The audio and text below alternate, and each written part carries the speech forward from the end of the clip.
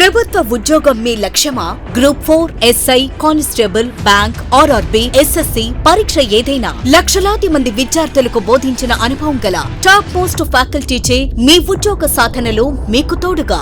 ఆర్ఎస్బీ అంటే 20 సంవత్సరాల నమ్మకం. Contact 9393787373. Download RSP Education app.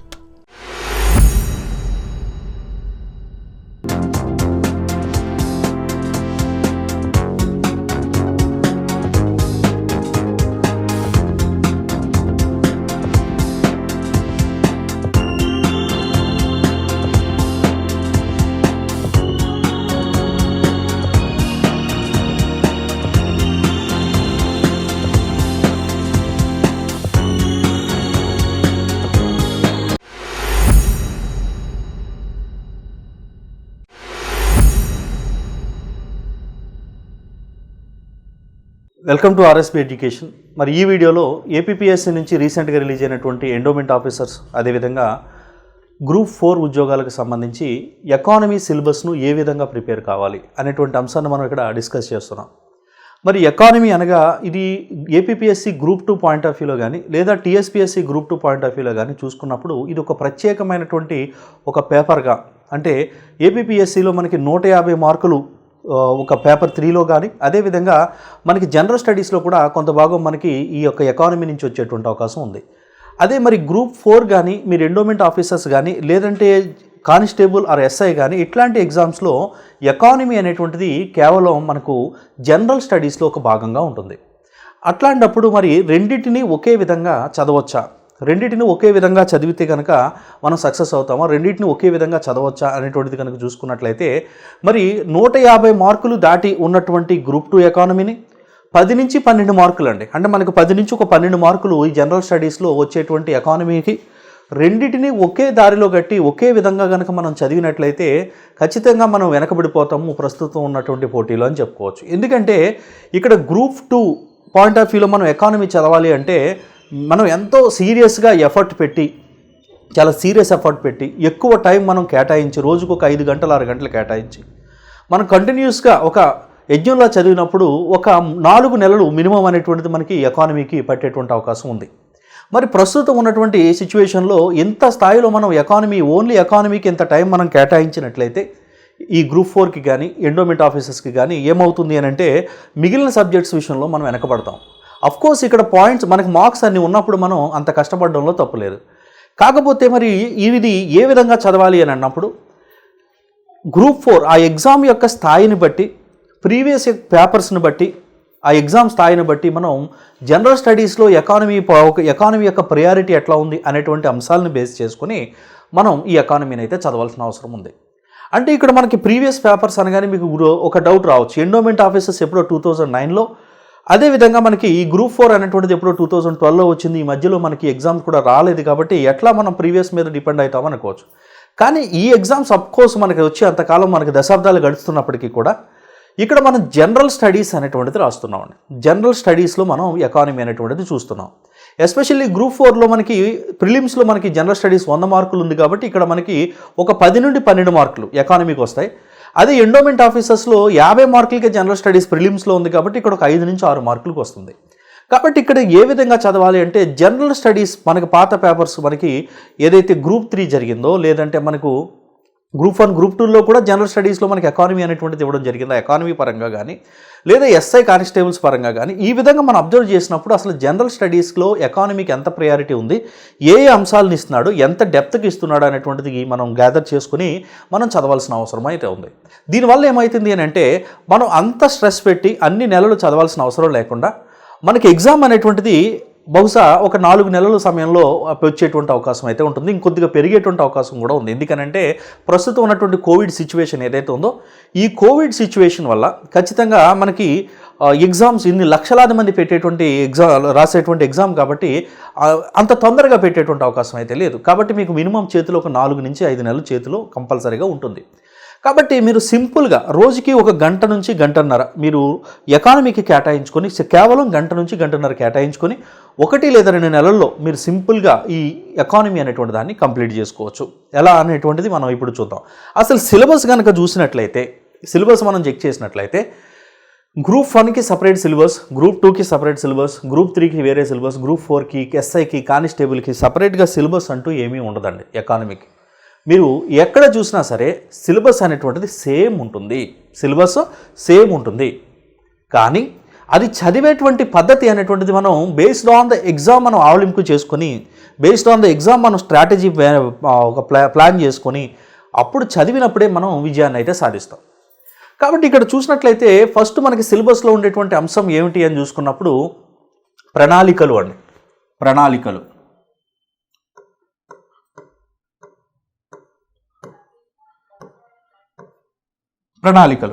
మరి ప్రణాళికలు అనేటువంటి అంశాలు చూసుకున్నప్పుడు మనకి అంటే ఈ యొక్క ప్రణాళికలు అనేటువంటి టాపిక్లో జనరల్ స్టడీస్ పాయింట్ ఆఫ్ వ్యూలో ఎట్టి పరిస్థితుల్లో 1 నుంచి 2 మార్కులు వచ్చేటువంటి అవకాశం ఉంటుంది, 1 నుంచి 2 మార్కులు.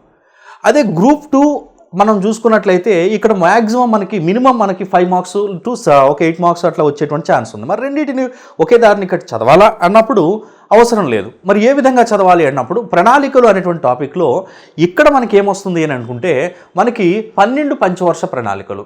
అంటే ఇక్కడ మొదటి పంచవర్ష ప్రణాళిక నుంచి 12 పంచవర్ష ప్రణాళికలు ఏవైతే ఉన్నాయో వాటి యొక్క కాలము మనం ఖచ్చితంగా గుర్తుంచుకోవాలి. కాలము అంటే మొదటి పంచవర్ష ప్రణాళిక 1951లో స్టార్ట్ అయ్యి 56, తర్వాత 2వ పంచవర్ష ప్రణాళిక, 3వ పంచవర్ష ప్రణాళిక, అలా 12 పంచవర్ష ప్రణాళికలు ఉన్నాయి.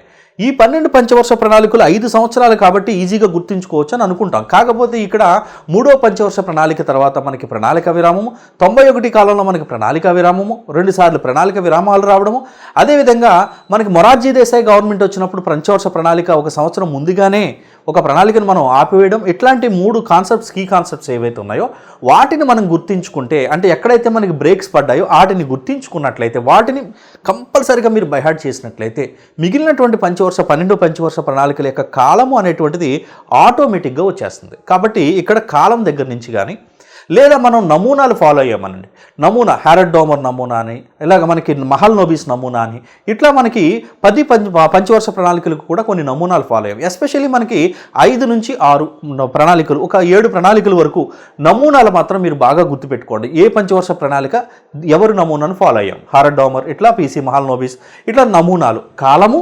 నమూనాలు, దానితో పాటుగా ప్రయారిటైజేషన్, దేనికి ఏ ప్రణాళిక దేనికి ప్రయారిటీ ఇచ్చింది అనేటువంటి అంశాలను మనం గుర్తుంచుకోవాల్సి ఉంటుంది. అంటే ఇక్కడ మొదటి పంచవర్ష ప్రణాళిక అగ్రికల్చర్ సెక్టర్, అలా మనకి 2వ పంచవర్ష ప్రణాళిక పారిశ్రామిక రంగము, ఇట్లా ఏ ప్రణాళిక ఏ అంశానికి ప్రాధాన్యత ఇచ్చింది అనేటువంటి 3 అంశాలు కనుక మనం గ్యాదర్ చేసుకుని వాటిని మనం గుర్తుపెట్టుకున్నట్లయితే ఈ ప్రణాళికల్లో మనకి మార్కు పోయేటువంటి అవకాశం అయితే ఉండదు.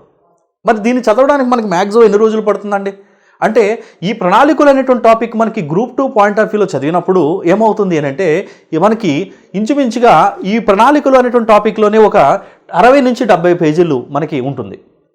ఓకేనండి. కానీ ఇక్కడ చూసుకున్నప్పుడు మనం గుర్తుపెట్టుకోవాల్సినవి ఏంటి అంటే ప్రణాళికలు కాలము, ప్రణాళికల కాలం, నమూనా,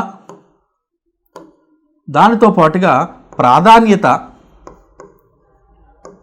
కాలము, నమూనా, ప్రాధాన్యత, దీంతో పాటుగా ప్రణాళికల యొక్క హిస్టారికల్ బ్యాక్గ్రౌండ్ అంటే అసలు మనకి మోక్షగుండం విశ్వేశ్వరయ్య గారు ప్రణాళికల గురించి ముందుగా తెలపడం జరిగింది. అక్కడ నుంచి బాంబే ప్రణాళిక, అదేవిధంగా శ్రీమన్నారాయణ గారి మనకి గాంధేయవత ప్రణాళిక, అదేవిధంగా సర్వోదయ ప్రణాళిక అనేటువంటి హిస్టారికల్ బ్యాక్గ్రౌండ్ ఏదైతే ఉందో ప్రణాళికలకు సంబంధించి ఆ హిస్టారికల్ బ్యాక్గ్రౌండ్ అనేటువంటి అంశాలు మీరు చదివితే ప్రణాళికల నుంచి వచ్చేటువంటి 1 కానీ లేదా 2 కానీ మార్కులు మ్యాక్సిమం పోవు. మరి ఇక్కడ ప్రణాళికల కాలంలో ఏ ప్రణాళిక కాలంలో ఎంతెంత పెట్టుబడి పెట్టారు, ఆశించిన వృద్ధి రేటు ఎంత, మరి సాధించినటువంటి వృద్ధి రేటు ఎంత, ఏ ప్రణాళికా కాలంలో ఏ ఇండస్ట్రీ స్టార్ట్ అయ్యాయి, ఏ మనకి స్కీములు స్టార్ట్ అయ్యాయి అనేటువంటిది కూడా ఉంటుంది కదా. మరి చదవకపోతే ఎట్లా అని అనుకోవచ్చు. అఫ్కోర్స్ అవి కూడా ఉంటాయి. మరి గ్రూప్ 2 పాయింట్ ఆఫ్ వ్యూలో చదివినప్పుడు వాటిని మనం ఖచ్చితంగా ఇంక్లూడ్ చేసుకుని ప్రతి ఒక్క అంశాన్ని మనం ఖచ్చితంగా చదవాలి. ఇక్కడ అది అవసరం లేదు. మరి అవసరం లేదని మీరు ఎట్లా చెప్తారు? ఒకవేళ అందులోంచి మార్కు వస్తే మార్కు పోతుంది కదా అని మీరు అడగవచ్చు. అఫ్కోర్స్ వస్తే పోవచ్చు. ఎందుకనంటే ఈ మధ్య కాలంలో ఎగ్జామినర్ ఇట్లానే ఇస్తాడు అనేటువంటిది, చిన్న ఎగ్జామ్కి ఇట్లాగే ఇస్తాడు, పెద్ద అనేటువంటిది మనం చెప్పలేము. ఎందుకంటే గతంలో జరిగినటువంటి గ్రామ వార్డు సచివాలయ ఎగ్జామ్ మొదటి ఎగ్జామ్ కానీ లేదా మనకి తెలంగాణలో జరిగినటువంటి కానిస్టేబుల్ ఎగ్జామ్స్లో కానీ చూసుకున్నట్లయితే స్థాయి అనేటువంటిది చాలా మించిపోయింది. అఫ్ కోర్స్ అట్లాంటి స్థాయి మించినటువంటి ప్రశ్నలు వస్తాయి కదా అని చెప్పి మీరు ఇంత డెప్త్కి వెళ్ళి చదివితే సమయం వేస్ట్ అవుతుంది. ఒకవేళ అట్లాంటి క్వశ్చన్స్ ఒకటో రెండో వస్తే మీరు లాస్ అయ్యేటువంటిది ఒకటో రెండో మార్క్స్ మాత్రమే. లాస్ అయ్యేది ఒకటి కానీ రెండు కానీ మార్క్స్ కానీ ఈ సమయాన్ని మీరు ఇంకా జియోగ్రఫీ మీద, హిస్టరీ మీద, పాలిటీ మీద, ఇట్లాంటి వాటి మీద, లేదా కొత్త సబ్జెక్ట్స్ మీకు రానటువంటి సబ్జెక్ట్స్ ఏవైతే ఉన్నాయో వాటి మీద కనుక ఫోకస్ చేస్తే ఇక్కడ పోయే 1-2 మార్కుల ప్లేస్లో అక్కడ మీరు మోర్ దెన్ 10 మార్క్స్ గెయిన్ చేసుకోగలరు. అలాగని ఎవ్వరు గ్యారంటీ చెప్పలేరండి ఇక్కడే వస్తాయి అనేటువంటిది చెప్పలేము. ఎగ్జామినర్ ఒక గ్రూప్ 2 పాయింట్ ఆఫ్ వ్యూలో మనకి క్వశ్చన్ ఇచ్చేటువంటి ఛాన్స్ ఉంటుంది, వచ్చేటువంటి అవకాశం ఖచ్చితంగా ఉండొచ్చు. 1-2 ఖచ్చితంగా అట్లాంటివి కూడా పడతాయి. కానీ 1-2 ఒక ఎకానమీలో 12 క్వశ్చన్స్ ఇస్తారనుకుంటే అందులో 1-2 అట్లాంటి క్వశ్చన్స్ వస్తాయని మనం మొత్తం గ్రూప్ 2 స్థాయిలో చదువుకుంటూ కూర్చుంటే, అంటే మీరు కేవలం గ్రూప్ 4కి ప్రిపేర్ అయ్యేటువంటి అభ్యర్థులు అయితే నేను చెప్పేది, అలా కాకుండా గ్రూప్ 2కి మీరు సీరియస్గా ప్రిపేర్ అవుతున్న అభ్యర్థులు అయితే మీరు మొత్తం ప్రిపేర్ అవుతంలో ఏ తప్పు లేదు. కానీ మీరు కేవలం గ్రూప్ 4 వచ్చే తక్కువ కాలం ఉంది, నేను ఇప్పుడే మొదలు పెడుతున్నాను అనుకునే వాళ్ళకి మాత్రమే నేను చెప్తున్నానండి. ఆల్రెడీ మీరు గ్రూప్ 2 ఆల్రెడీ చదివేశారు, ప్రణాళికలు మీకు వచ్చు, అట్లాంటప్పుడు హ్యాపీగా ఒకసారి రివైజ్ చేసుకోండి, సరిపోతుంది. ఓకేనా? అంటే ఇక్కడ మనం ఈ స్ట్రాటజీ ఫాలో అయినప్పుడు 1-2 మార్కులు లాస్ అవ్వచ్చు, కానీ మిగిలిన సబ్జెక్ట్స్ సమయాన్ని దాచుకొని మనం మిగిలిన సబ్జెక్ట్స్ని, మిగిలిన వాటిని కూడా చదువుకోవడం వల్ల 1-2 పోయినా మిగిలిన మనకి అంతకంటే ఎన్నో రెట్లు ఎక్కువ మార్కులు వస్తాయనేటువంటిది గుర్తుపెట్టుకోండి. అందుకే ప్రణాళికల్లో మీరు ఇది చదవాల్సింది ఇది. ఓకేనండి? మరి ప్రణాళికల తర్వాత ఇంకే అంశాలు ఉంటాయి? ప్రణాళికల తర్వాత మనకి నిరుద్యోగిత అనేటువంటి కాన్సెప్ట్ ఉంటుంది. నిరుద్యోగిత, దాని తర్వాత మనకి పేదరికము, నిరుద్యోగిత, పేదరికము. ఓకేనండి? సో మరి నిరుద్యోగిత, పేదరికము, ద్రవ్యం, బ్యాంకింగ్, ద్రవ్యోల్బణం,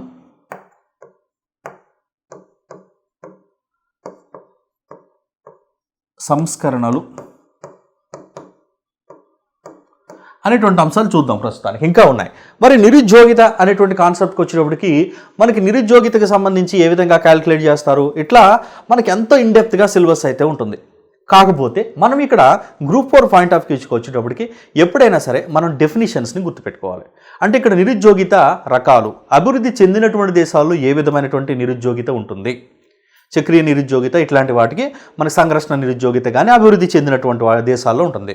మనలాంటి దేశాల్లో ఏముంటుంది, అదేవిధంగా మనలాంటి దేశాల్లో ప్రచ్ఛన్న నిరుద్యోగిత కానీ, వ్యవస్థాపూర్వక నిరుద్యోగిత కానీ, ఇట్లా నిరుద్యోగిత ఎన్ని రకాలైతే ఉన్నాయో అన్ని రకాల నిరుద్యోగితలకు మనం ఖచ్చితంగా పర్ఫెక్ట్ డెఫినిషన్స్ తెలుసుకోవాలండి.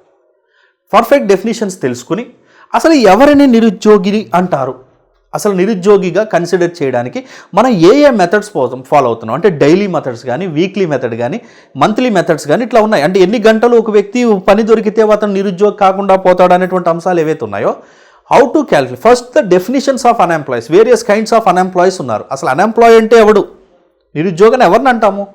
మనకి మార్కెట్లో దొరికేటువంటి వేజ్ రేటు దగ్గర పని చేయడానికి సిద్ధంగా ఉన్నప్పటికీ కూడా పని దొరకనటువంటి పరిస్థితిని నిరుద్యోగం అంటాం. మళ్ళీ ఇందులో అనేక రకాల నిరుద్యోగాలు, లేబర్ ఫోర్స్ అంటే ఏమిటి, నిరుద్యోగం అంటే ఏమిటి, ఇట్లా మనం డిఫరెన్సెస్ చూసుకొని అనేక రకాల నిరుద్యోగాలకి డెఫినిషన్స్ ఖచ్చితంగా గుర్తుపెట్టుకొని, కారణాలు గుర్తుపెట్టుకొని వాటిని ప్రభుత్వం రూపం ఆపడానికి చేపడుతున్నటువంటి చర్యలు ఏమిటి అనేటువంటిది చూసుకొని, దాంతోపాటుగా ప్రజెంట్కి మనం కరెంట్ పాయింట్ ఆఫ్ వ్యూలో కోవిడ్-19 ఎఫెక్ట్ని కూడా మనం కొద్దిగా యాడ్ చేసుకుని మనం చదువుకోవాలి.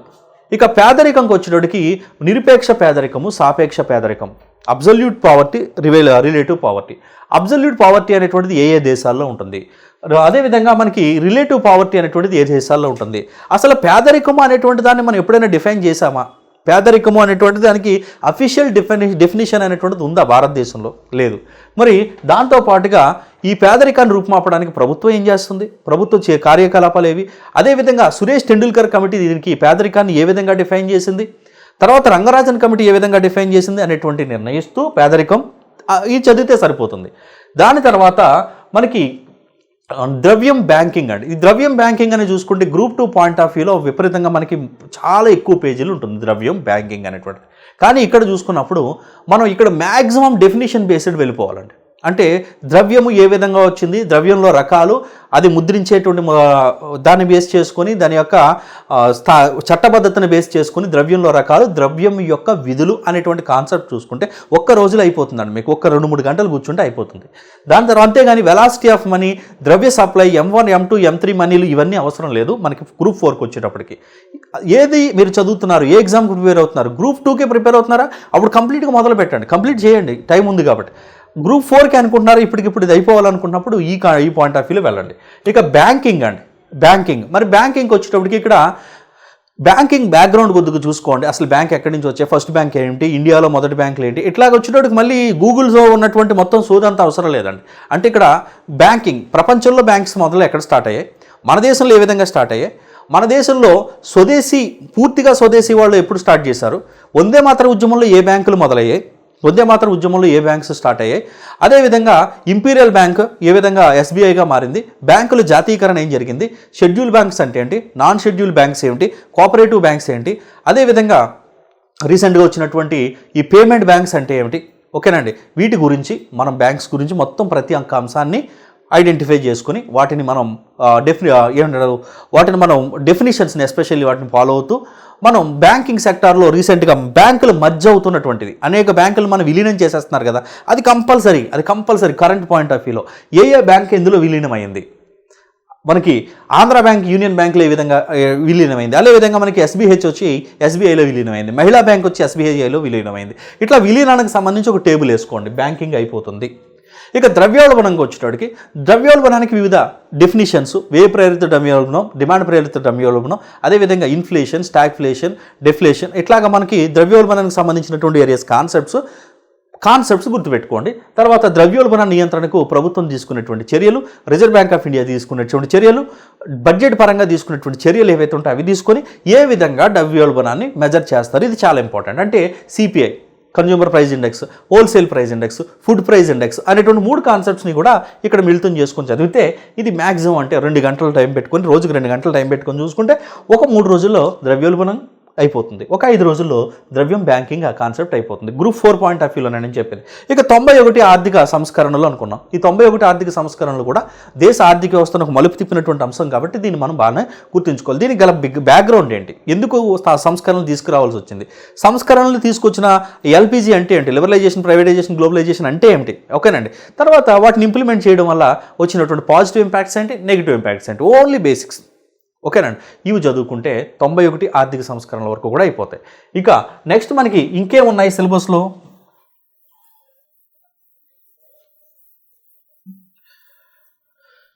మరి వ్యవసాయ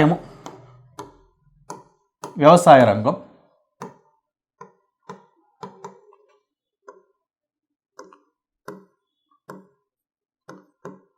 పారిశ్రామిక రంగం, వ్యవసాయ రంగం, పారిశ్రామిక రంగం, తర్వాత సేవా రంగం,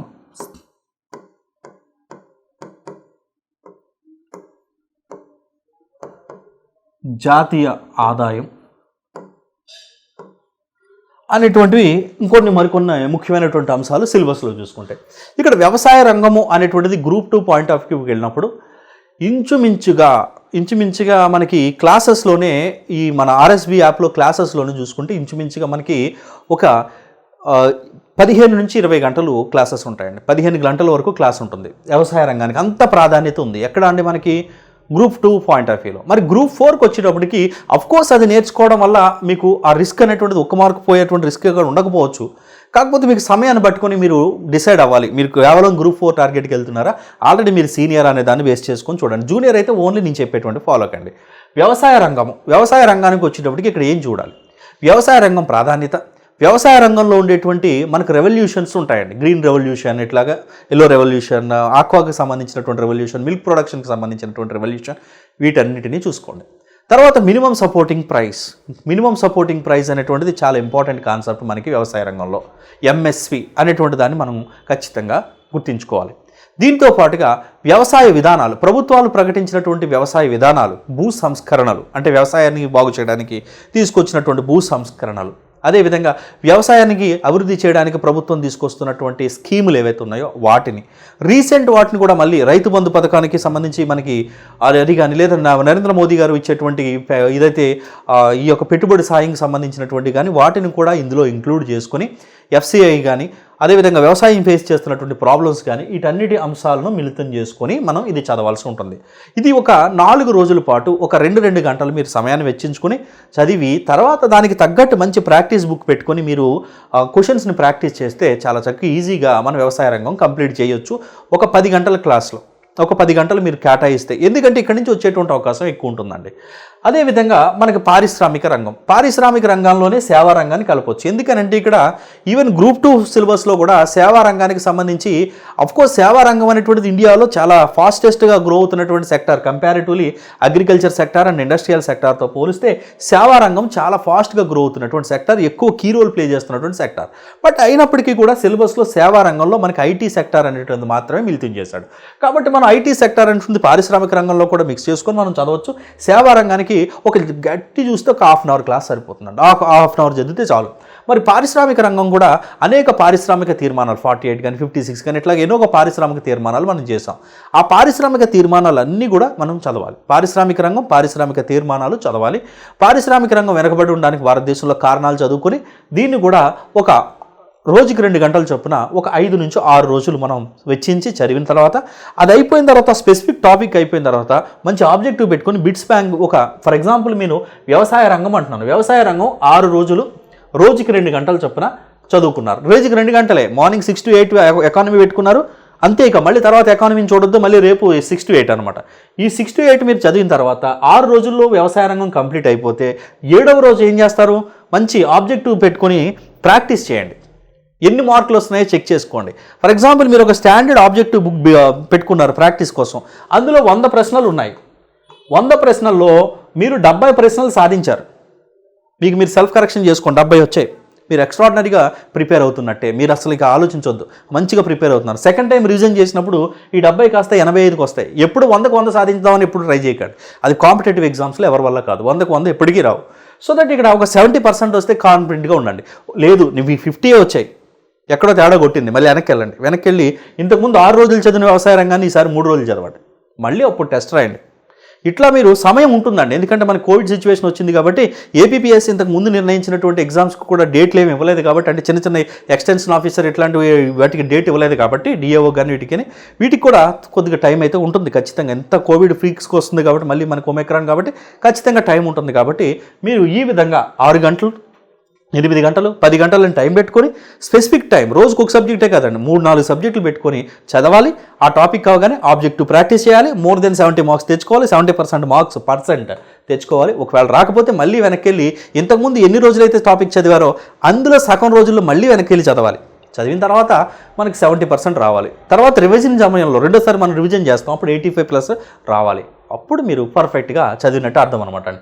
ఇక జాతీయ ఆదాయంకి వచ్చేటప్పటికి ఇక్కడ చాలా ఇంపార్టెంట్ కాన్సెప్ట్ అండి. అసలు ఎక్కువ మార్కులు మనకి ఇక్కడికి వచ్చేటి ఎక్కడైనా ఏ ఎగ్జామ్ అయినా మనకి గ్రూప్ 4 అయినా గ్రూప్ 2 అయినా ఎక్కడైనా ఎక్కువ మార్కులు ఇచ్చేటువంటిది జాతీయ. కానీ ఇక్కడ జాతీయ ఆదాయం అనేటువంటిది కూడా ఒక సుదీర్ఘమైనటువంటి కాన్సెప్ట్. గ్రూప్ 2 కనుక మీరు ప్రిపేర్ అయితే ఇక్కడ డిసైడింగ్ ఫ్యాక్టర్ మనకి జాతీయ ఆదాయము, వ్యవసాయము, మనీ అండ్ బ్యాంకింగ్, ఈ 3 డిసైడింగ్ ఫ్యాక్టర్స్. ఎక్కడంటే మనకి ఆంధ్రాలో. మరి తెలంగాణకు వచ్చేటప్పటికి ఈ మనీ అండ్ బ్యాంకింగ్ ఉండదు కాబట్టి అక్కడ అది వేరే విషయం. మరి జాతీయ ఆదాయంలో జీడిపి, ఎన్డిపి, అదేవిధంగా NNP, per capital income, GNP అనేటువంటి కాన్సెప్ట్స్ ఏవైతే ఉంటాయో అసలు ముందు మీరు దిగడంతో ఆ కాన్సెప్ట్స్ని, ఎస్పెషల్లీ ఆ కాన్సెప్ట్స్ని మనం అర్థం చేసుకోవాలి. బై హార్ట్ కూడా కాదు, ఆవగింపు చేసుకోవాలి, అర్థం చేసుకోవాలి. మీకు క్లియర్గా అర్థం కావాలి. అర్థమైన తర్వాతనే ఈ మిగిలిన ఇన్డెప్త్ ప్రిపరేషన్ అనేటువంటిది మీకు అర్థమవుతుంది. అంతే తప్ప పెర్ క్యాపిటల్ ఇన్కమ్ అంటే ఏంటి అంటే మనకి జాతీయ ఆదాయాన్ని దేశ జనాభాతో భాగిస్తే పెర్ క్యాపిటల్ ఇన్కమ్ వస్తుందని ఏదో మనం బైహార్ట్ చేసేస్తే కాదు. అసలు మనం పర్ఫెక్ట్గా ఆ కాన్సెప్ట్ని పట్టుకుంటే చాలండి. ఇక్కడ ఇది కాన్సెప్ట్ని పట్టుకుంటే చాలా ఈజీగా వచ్చేటువంటి టాపిక్ అనమాట. అందుకని ఇక్కడ కాన్సెప్ట్ని పట్టుకోవాలి. జీడిపి అండ్ ఎన్ఎన్పి, అదేవిధంగా మనకి పెర్ క్యాపిటల్ ఇన్కమ్, ఈ కాన్సెప్ట్స్ అన్నిటిని కూడా పట్టుకోవాలి. దాంతోపాటుకి వీటిని నిర్ణయించడానికి ఒక బేస్ ఇయర్ ఉంటుంది. ఆ బేస్ ఇయర్ ఏంటి అనేటువంటిది కూడా మనం ఎప్పటికప్పుడు మారుతూ ఉంటుంది. ఆ రీసెంట్ బేస్ ఇయర్ అనేటువంటి చూసుకోవాలి. ఇది ఇండియన్ ఎకానమీకి సంబంధించి. మరి అందరూ భయపడేది ఏంటి అంటే కరెంట్ ఎకానమీ అన్నాం. కరెంట్ ఎకానమీకి ఎక్కువ భయపడిపోతూ ఉంటారండి అందరూ కూడా. మరి కరెంట్ ఎకానమీ ఎట్లా చదవాలి అంటే మీరు భయపడేంత అవసరం లేదండి. అసలు కరెంట్ ఎకానమీ అని చూసుకుంటే మీకు మ్యాక్సిమం ఒక నెలలో కరెంట్ ఎకానమీకి సంబంధించి ఎన్ని టాపిక్స్ వస్తాయా అంటే ఒక 4 నుంచి ఒక 10 లోపు టాపిక్స్ మాత్రమే ఒక ఎకానమీ రిలేటెడ్ కరెంట్ టాపిక్స్ వస్తాయి. అంటే వివిధ నివేదికలు రిలీజ్ అవ్వడం కానీ, వివిధ మనకి ఇండెక్సెస్ రిలీజ్ అవ్వడం కానీ, ప్రభుత్వం తీసుకున్నటువంటి నిర్ణయాలు కానీ ఇట్లాంటివి మ్యాక్సిమం ఒక 7-8 వస్తాయండి. కొంతమంది కరెంట్ అఫైర్స్లో ఏదో ఒకటి ఒక బిట్ పెట్టాలి కదా, ఏదో ఒకటి రాయాలి కదా అని చెప్పి ఎకానమీ ఒక 20-30 అంశాలు అట్లా అంతా లేదండి. మీరు ఏది చూసుకోవాలని చూసుకోండి. ఒక 6 నెలలు ఒక 10 నెలలు వెనక్కి వెళ్ళి ఎకానమీ రిలేటెడ్ చూసుకుంటే ఒక 6 నెలలు వెళ్ళారనుకోండి, ఎకానమీ రిలేటెడ్ కరెంట్ టాపిక్స్ ఏమున్నాయని చూసుకుంటే 6 ఇంటూ మ్యాక్సిమం అంటే ఒక 8 వేసుకోండి. 48 కరెంట్ టాపిక్స్ ఎకానమీ టాపిక్స్ తీసుకొని రోజుకు ఒక 2 టాపిక్స్ ఈ రోజు నుంచి మొదలెట్టండి. కరెంట్ ఎకానమీ ఈజీ అయిపోతుంది. మీరు అనుకున్నంత భయం కాదు. కానీ కరెంట్ ఎకానమీ మీకు అర్థం కావాలంటే ఇప్పుడు ఏదైతే నేను స్టాక్ చెప్పానో అది చదివితేనే కదా మీకు అర్థమవుతుంది. ద్రవ్యోల్బణం రేటు ఎంత పెరిగింది, ఇండియాలో ఇంత పెరిగింది కోవిడ్ వల్ల అంటాం. అసలు ద్రవ్యోల్బణం అంటే ఏంటో తెలియాలి కదా మీకు. అప్పుడు ఈ స్టాక్ చదవాలి. అంటే ముందు కాన్సెప్ట్ నేర్చేసుకున్న తర్వాత కరెంట్లోకి రండి, అవన్నీ గ్యాదర్ చేసి పెట్టుకోండి. రోజుకు 2 టాపిక్స్ చదివేసేయండి, ఈజీగా అయిపోతుంది. ఇక మరి ఏపీ ఎకానమీ అంటాం. ఏపీ ఎకానమీ కూడా ఉంటుంది, కానీ ఎంత ఉంటుంది అనేటువంటిది మనం గెస్ చేయలేము. ఎందుకంటే ఏపీ రిలేటెడ్ ఎకానమీ సబ్జెక్ట్ కూడా ఇస్తారనమాట. ఒక ఈ 10-12 మార్కులు ఒక 3-4 మార్కులు ఏపీ ఎకానమీకి రావచ్చు అనుకోండి. ఒక 6 మార్కులు 5 మార్క్స్ వస్తాయి అనుకోండి. ఈ 5 మార్క్స్లో మనం ఇప్పుడు ఏదైతే ఒక స్టాక్ ఎక్కువ చదివామో ఇండియన్ ఎకానమీకి వచ్చేటోడికి ఏపీ ఎకానమీకి వచ్చేటోడికి అంత అవసరం లేదండి. ఏపీ ఎకానమీకి మ్యాక్సిమం మీరు ప్రభుత్వ పథకాలు ఎస్పెషల్లీ నవరత్నాలు అంటే మనకి కొత్త గవర్నమెంట్ ఏదైతే వచ్చిందో, అంటే కొత్త గవర్నమెంట్ మీన్స్ ఆల్రెడీ 2 years అయిపోయింది కదండి. నవరత్నాలు ఈ వైఎస్ఆర్సీపీ గవర్నమెంట్ ఏదైతే ఉందో ఆ గవర్నమెంట్కి సంబంధించిన పథకాలు చాలండి, పాత అవసరం లేదు. ప్రభుత్వ పథకాలు నవరత్నాలు చదవండి. నవరత్నాలు మీరు ఎంత బాగా చదివితే అంత నవరత్నాలు చదవాలి. నవరత్నాల తర్వాత కమింగ్ బడ్జెట్, ఇది లాస్ట్లో పెట్టుకోమని నేను చెప్తా సలహా అయితే. ఎందుకంటే బడ్జెట్ ఎకనామిక్ సర్వేలు ఎగ్జామ్ ఎప్పుడు వస్తుంది అనేటువంటిది ఈ కోవిడ్ వల్ల కొద్దిగా క్లారిటీ లేదు కాబట్టి బడ్జెట్ ఎకనామిక్ సర్వే పక్కన పెట్టండి. బడ్జెట్ ఎకనామిక్ సర్వే,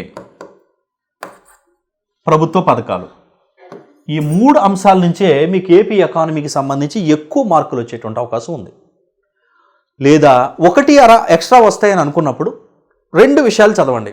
ఏది అంటే మీకు ఏపీ ఎకానమీ అని ఒక బుక్ కొన్నట్లయితే మీకు అనేక విషయాలు ఉంటాయి అక్కడ.